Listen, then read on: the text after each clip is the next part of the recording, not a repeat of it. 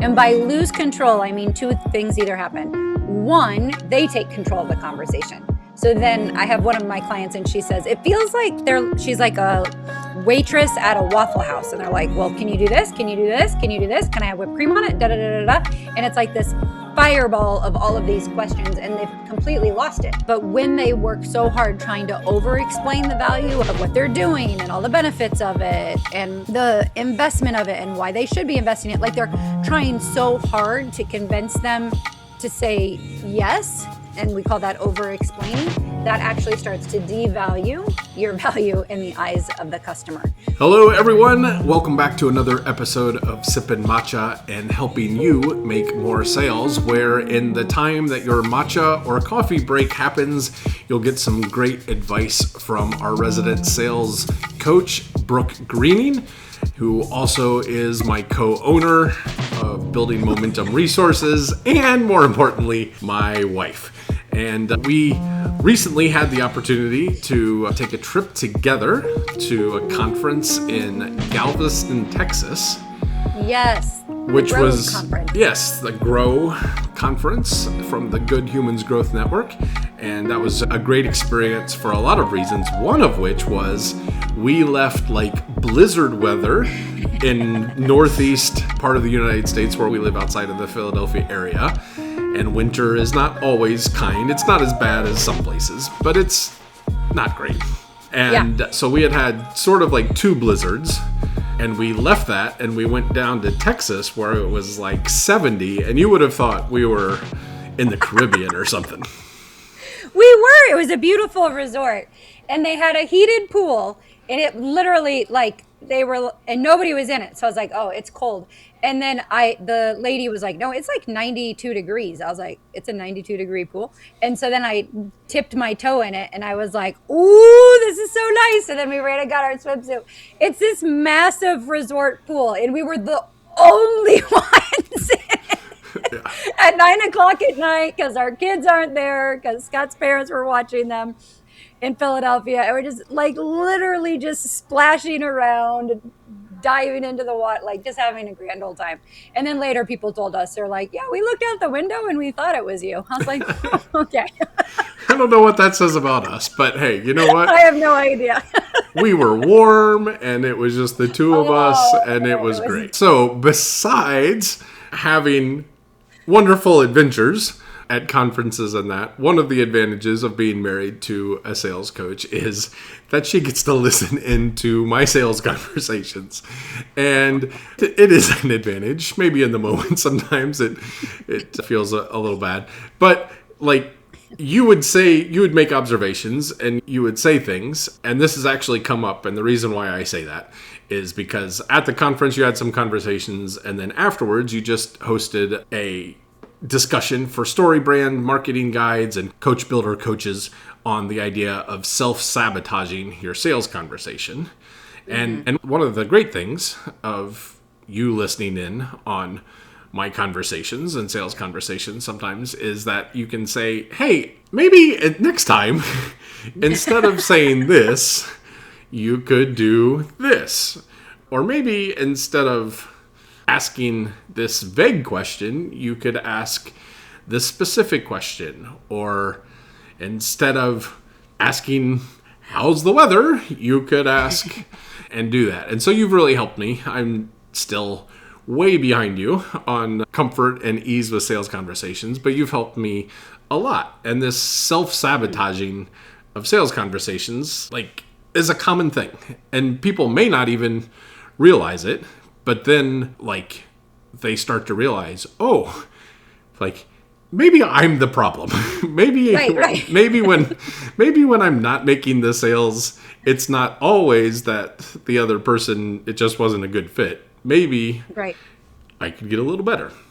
Exactly. And it is not a judgmental thing. It's not to make people feel bad. It's to give them perspective so that they can be able to make changes. And these changes don't have to take weeks and months to accomplish. Like you can literally make that change in the very next sales conversation you have. And so that's what we were talking about. We were talking about when I was just with another group and I was leading a conversation of how are we quietly sabotaging our sales calls and we don't even know it. And so there's 7 things that we have found.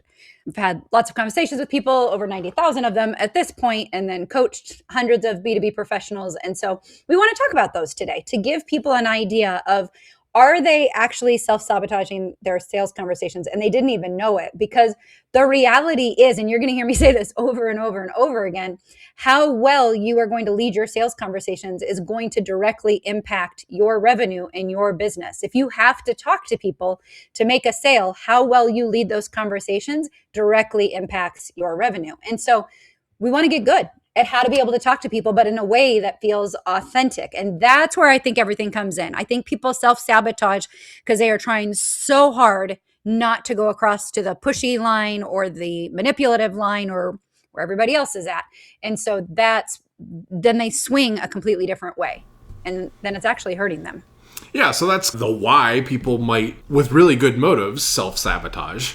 Yeah. Let's talk a little bit about some of the ways or the how they self-sabotage. So you said there's 7. Let's start with 1 or 2 and see where it goes. All right. So the very first one I want to say is if you lose control of this conversation, that is a great way to actually wreck the sales conversation. And by lose control, I mean 2 things either happen. 1, they take control of the conversation. So then I have one of my clients and she says, it feels like she's like a waitress at a Waffle House. And they're like, well, can you do this? Can you do this? Can you do this? Can I have whipped cream on it? Da, da, da, da, da. And it's like this fireball of all of these questions and they've completely lost it. They're not leading the conversation. Their potential client is.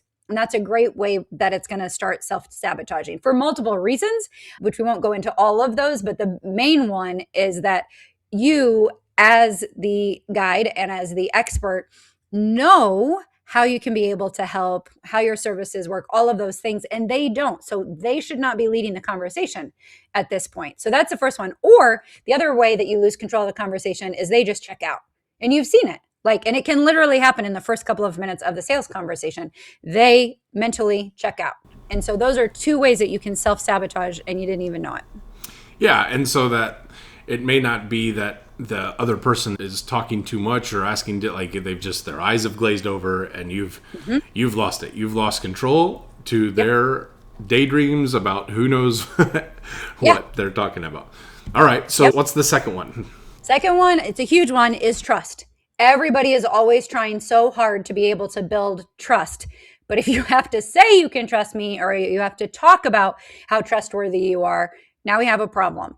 That saying that you are trustworthy is not the way to build trust. And that is actually a way to be able to self-sabotage. There is much easier way to be able to do that. And that's more in regards to our actions, the questions that we ask, the preparations of the sales conversation. And we'll go into that in the next series or so. But the reality is one of the biggest problems is that they don't know how to be able to build lasting trust within the first 3 to 5 minutes of the sales conversation. Yeah, and that's so important because the stat that we saw on HubSpot is that only 3% of the population trust salespeople. And so people's guards are always up when they're talking to salespeople. And so it's really important that you not sabotage that trust building. It reminded me of another business owner that I was talking to just recently, and they kind of looked at the sales conversation more of how it was going to benefit them, and if they would be they're trying to figure out in the first 5 minutes or so, can they afford me? Am I wasting my time? And that is actually another way to pretty much self-sabotage the conversation. I am not saying by any means that we just talk for hours and hours and we never have any idea of who we're talking to. But if our whole goal in the first 3 to 5 minutes is to figure out, are you going to be worth my time talking to? You've really shot yourself in the foot, because that's literally what everybody is worried about on the other side. All right. And so we make it more about us instead of them, and that's self-sabotaging it. Yeah, and that defeats the trust and the credibility and all those things. All right. So the next one is we solve the wrong problem. That is how you can self-sabotage as well. By solving the wrong problem, that means one, either you just kind of are solving the surface problem, and then that's going to put you in with your competitor. And then that's when they start comparing you directly. And then that's like when the race to the bottom happens in regards to pricing and all of that.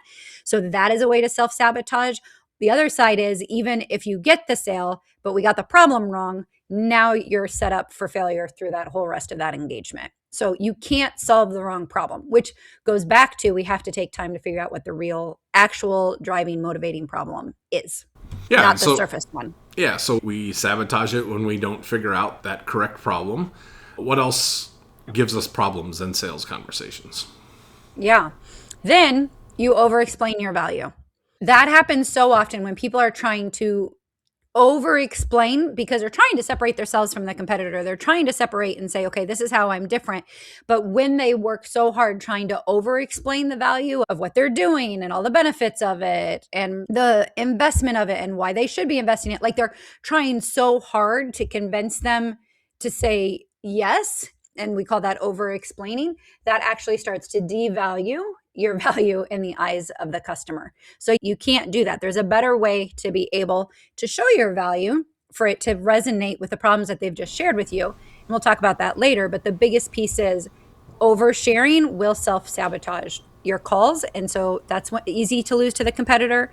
And then also it feels like you have to negotiate. So you'll know if you're over-explaining because they're going to go to their competitor, or you start to feel like they don't see the value of this. So now I have to like give discounts and whatnot. And that is also completely self-sabotaging your sales calls.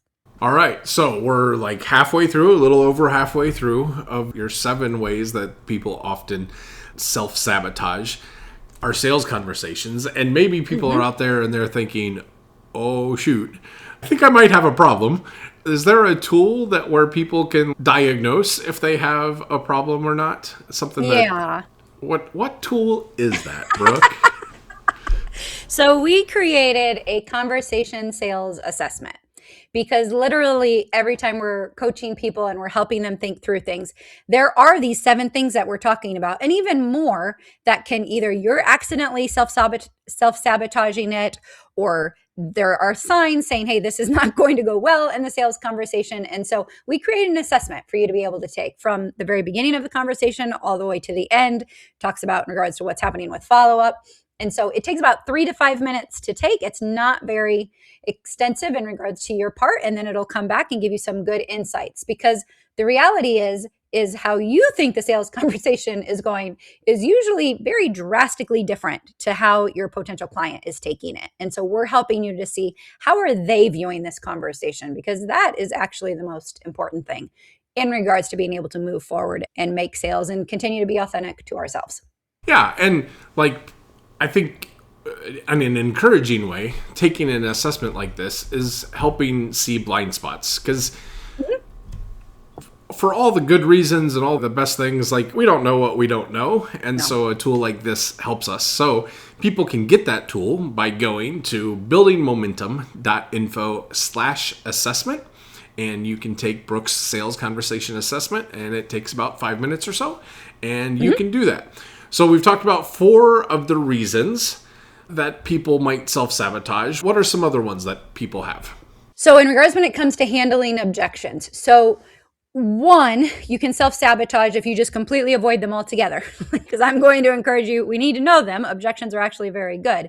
But then 2, people will self-sabotage because they either try to combat the objections or they try to downplay them, and neither one of those work. So it goes all the way back to that trust factor. Like all of these things start tying together. But in regards to handling objections, that's a really easy way that people can self-sabotage. Yeah, that's the part that you just get nervous about unless you kind of are ready to handle it because it's your baby, it feels like you're being attacked, any number of things that are probably not true, but that's the way that it can feel. Yeah, the other way you self-sabotage, and we're going to be doing a series in a little bit in regards to handling objections, is literally any objection that you have, put my little counselor hat on right now, when you have that objection, that will come across as you're talking to people. And so if you've heard, that's too expensive, I don't know if you can help me, imposter syndrome, whatever it is, if you've got them rattling up here, they are definitely coming out, and it's a way to self-sabotage it all over again. All right. And so a lot of people that we find that you work with are they don't want to be salesy. They don't want to be manipulative. But how can that desire to be like a good person contribute to sometimes sabotaging the sales conversation? Yes. That goes to our next one in regards to when we're talking about any type of urgency, because like just what you said, they've had that manipulation pushing us. So then they go all the way to the other side. But then that's how you're also self-sabotaging, because now we're not even giving our customers a clear ability to say yes. Like we're not even really asking for the sale or helping them to know, because maybe we don't want to talk about pricing. Maybe we don't feel like we can ask them to move forward with us. And so then we keep like pushing it down the line, and that actually sabotages it. So manipulation, I'm sorry, urgency is not the villain, but everybody thinks it is. It's the manipulation behind it. But if you do not have any type of urgency that gives people direction and hope of how you can be able to help in your sales conversation, you have already sabotaged it. Yeah, and I think, like, for me, when I'm talking with people about potential sales or whatever in regards to strategic planning, like, I'm so excited about the value, and I know the transformation that it can bring to people, and that it's easy to just forget and, like, just assume everyone else will just immediately be pulling out their wallets and figuring out how to give me money, but I end up just being passive, and so there's kind of... And they're like, wow, he's really passionate about those things. Right. I'm excited for him. Right. And that goes to the last one. You don't make it easy for people to be able to give you money.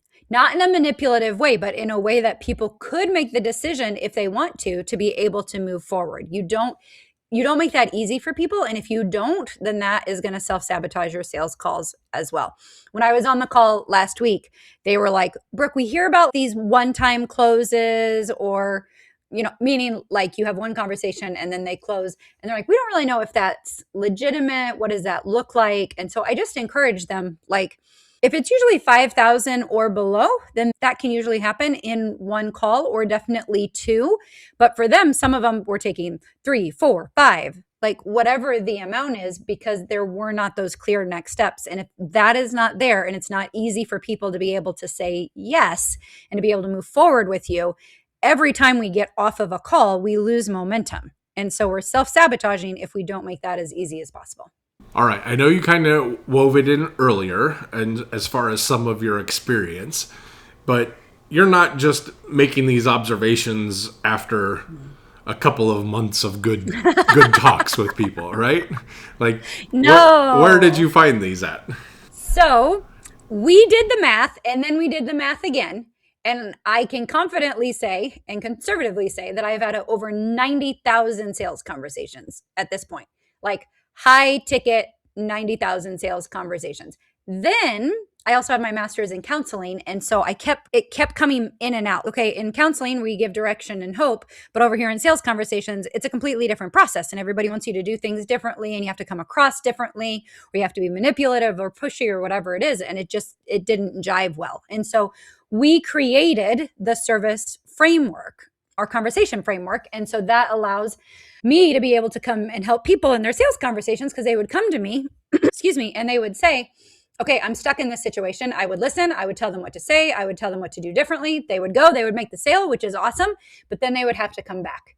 And I didn't want that. I know from a business perspective, that might work really well, but I truly want to help people apply and be better in their sales conversations, and that they don't have to work with me forever. And so that's how we created our sales conversation framework, because we wanted to help people from the very first step all the way to the end to be able to know how to have an effective sales conversation that addresses these 7 problems we've just talked about. Yeah. And I think that it's hard for someone like myself, or that doesn't have all that experience, or that, like, you'd give great advice and all of that, but it's hard to it appears to just be coming out of nowhere. And like the great Oracle Brooke, like, she's got the answers and that, but when you have a structure, when you have a framework, then it becomes like a repeatable thing. And then you kind of have hooks on which you can put the advice that Brooke is giving you in coaching in that. So we've talked about it. We've talked about 7 kind of problems. There's actually, coincidentally enough, 7 parts to your framework that address each of those things. And why don't you just say them real quick, run through what is the framework? Set expectations, establish rapport, recognize the problem, verbalize the value, identify objections, create urgency, and explain next steps. So fast, I couldn't even, no. But no, that's great. So it's set expectations, establish rapport, recognize the problem, verbalize value, identify objections, create urgency, and explain next steps. Yes. That's how we start, from the very first minute of the conversation all the way to the end. And thankfully, the reason that I'm able to remember that is it's an acronym. And that acronym is SERVICE. And so this is the service sales framework that Brooke has created. And Brooke, why don't you just share a little bit, like, why did you call it service? What's the big deal? What's your heart behind this? So the biggest thing is, in sales conversations, we tend to make it all about us. And so as I was working with our clients, I wanted to make sure that they were reminded constantly that it's not about us. Having effective sales conversations will impact us and will impact our business, hands down. There's no doubt about that. But in that sales conversation, in that moment, it needs to be serving the clients. And that is why we did that service acronym. It is not about us. It is not about how great we are. It is not about how amazing we are at solving problems. It's truly understanding who they are, the problems they're facing. And then if we can help them, that's great. That's when we start talking about the investments and telling about next steps. And if we can't, then we want to be able to give them other resources.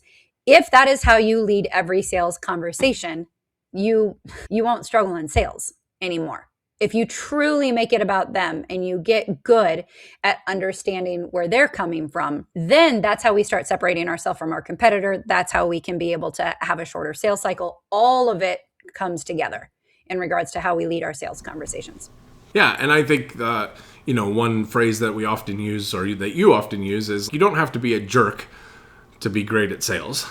And that's the reality. It's not an either or. Oh, I can be great at sales, but I have to be a sales bro, or I have to be manipulative, or I have to be pushy, or I have to use a script, or I have to whatever. Or I can be nice and I can have, I can serve people, but I don't make as much money. Yeah. The reality is, it doesn't have to be either or. It's not either or. You don't have to be a jerk to be great at sales. You can be great at sales, and the way that the best salespeople are great at sales is they actually serve their customers. And so that's the service sales framework. And Brooke has kind of introduced it today. And in the coming weeks and episodes, we're going to be doing a deep dive on different aspects of the service sales framework. So obviously, we encourage you to subscribe, to turn on the notifications, to share this episode, to do all the things that will help you remember to keep tuning in to find out more about this, and that others can do that. We always appreciate it when you like, review, and share. That's awesome. Any parting shots, Brooke, for our listeners and friends out there? No, just go ahead and take the assessment. It'll start giving you a good idea and how you can be able to continue to serve your clients. The people that listen, the people that I talk to, they're great at what they do. It's just hard for them sometimes to be able to make the consistent sales that they want. And a lot of times it's just in regards to how they're leading their sales conversation. So this can help a lot. Look forward to walking you guys through it. All right. Well, we'll talk to you next time. And thanks for listening. Till then, enjoy your matcha and keep making those sales. Have a great day. Bye-bye.